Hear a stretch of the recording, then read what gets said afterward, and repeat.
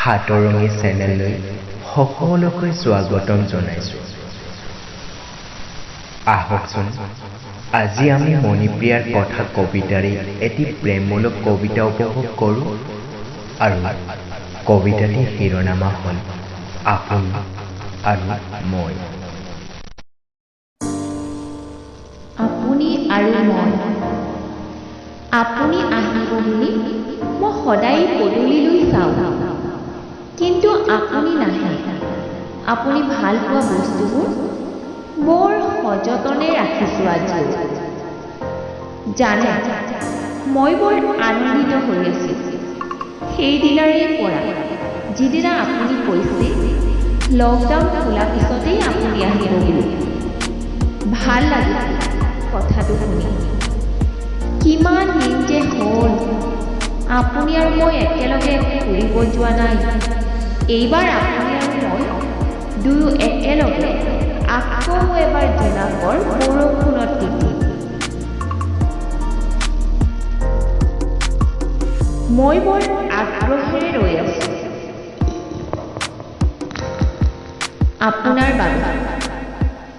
এইবাৰ কিন্তু আপুনি আহিলে দীঘলীয়া যাত্ৰাপথত যাম আৰু ৰাস্তাৰ কাষত সৰু সৰু দোকানবোৰৰ পৰা এতিয়ালৈকে ৰঙা চাহ খাম। জানে, ভাল পোৱা কি আপোনাৰ পৰাই শিকিলোঁ, আপোনাৰ পৰাই জানিলোঁ প্ৰেমৰ শক্তি কিমান। প্ৰেমত যে মৰমৰ লগতে সন্মানো থাকিব লাগে আৰু লগতে প্ৰেম যে স্বাৰ্থবিহীন হ'ব লাগে, সেয়া আপুনি প্ৰমাণ কৰি দিলে।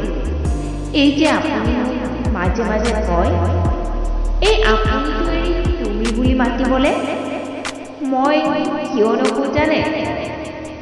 আপোনাক তুমি বুলি ক'বলৈ ভাল নালাগে। আপুনিওতো আপুনি বুলিয়েই কয় আজিও। মাজে মাজে ধেমালিতে যে কয় ঘৰৰ মানুহক পিছত বুজাম, ব'লা নহ'লে যাওঁ মন্দিৰতে আমি দুই বিয়াখন পাতিয়ে লওঁ।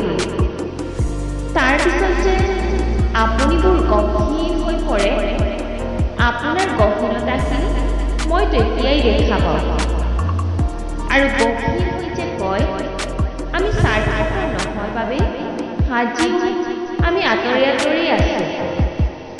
আৰু মোৰ কষ্ট হোৱা বুলি যে সোধে, ভাল লাগে আপোনাৰ এই নিশাৰ স্বাৰ্থবিহীন মনটো। জানে, মই আপোনাৰ পৰা একো দুখ পোৱা নাই আঁতৰে আঁতৰি থাকিলেও। আপোনাৰ কথাই মোক প্ৰতিদিনে আগুৱাই যোৱাত সাহসী কৰি তোলে। বাৰু আজিলৈ ইমানতে সামৰণি কৰোঁ। আজি বহুত কথা পাতিলোঁ। হ'ব, এতিয়া ফোনটো ৰাখিছোঁ। নিশাও বহুত হ'ল নহয় আৰু আপোনাৰো চাগে বৰ ভাগৰ লাগিছে। হ'ব বাৰু, আপুনি কোৱা ধৰণে ফোনত কোৱা কথাবোৰ কবিতাৰ ৰূপ দিম।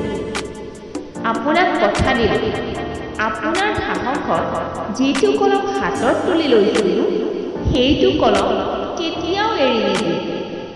আপুনি আহিব, আপুনি থাকিব পোৱা প্ৰিয় ঠাইখিনি মই ৰৈ থাকিম। শুভ ৰাত্ৰি।